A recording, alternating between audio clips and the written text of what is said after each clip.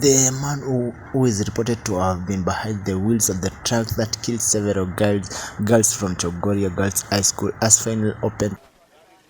Na ilikuwa mwendo wa kitu saa 12 hivi na nusu ambapo niliona nyuma yangu Nissan ya kampuni ya Mark 1 imekuja ku overtake kwa haraka sana, na mbele nikaona kuna 33 inakuja kwa kasi kidogo, lakini wakati ule dereva wa gari ya viazi aliona ile kanta imekuja kwake, akajaribu kuondoka save wale watoto, lakini wakapatana kichwa kwa kichwa.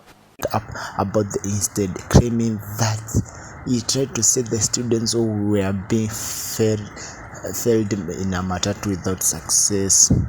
In an accident that happened today in afternoon, it has revealed that matatu driver who was ferrying students from Chogoria Girls was trying to overtake another vehicle before he allegedly met with an incoming truck, leading to deadly head-on collision that left several students injured.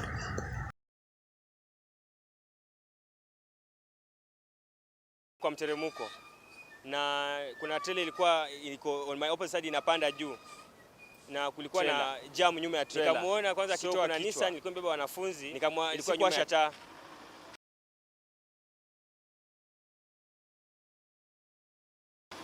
Akaona niko polepole na trailer inapanda polepole na jam iko, akakuja na nguvu. Mimi wakati niliona wenye wako mbele wameshika kichwa, walikuwa wasichana wawili, nikaona kule siwezi tumbukia, ni kuna shimo.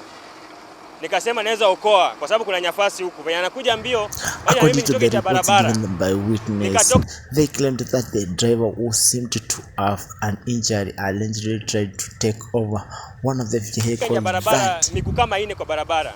Na inakuja kanigongea nje ya barabara. Aligonga side ya co-driver kwa sababu nilikuwa nishatoka nje. Umenipata? Nikagonga na alinigonga akanipendua, nikarudi penye nilikuwa natoka. One of the vehicles that was in front of him, despite the fact that he had not noticed a vehicle that was coming from opposite side of the road. Kulikuwa na jam nyuma ya trailer. So kuna Nissan ilikuwa imebeba wanafunzi, ilikuwa nyuma ya trailer.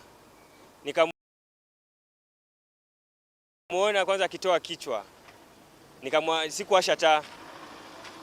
Akaona niko polepole na trailer inapanda polepole na jam iko, akakuja na nguvu. Mimi wakati niliona wenye wako mbele wameshika kichwa, walikuwa wasichana wawili, nikaona kule siwezi tumbukia, ni kuna shimo.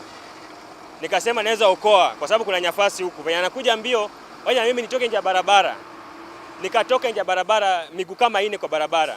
Na inakuja kanigongea nje ya barabara. Aligonga side ya co-driver kwa sababu nilikuwa nishatoka nje. Umenipata? Nikagonga na alinigonga akanipendua. Revealing what happened, the truck driver who hit the matatu said that he tried as much as he could to avoid the accident.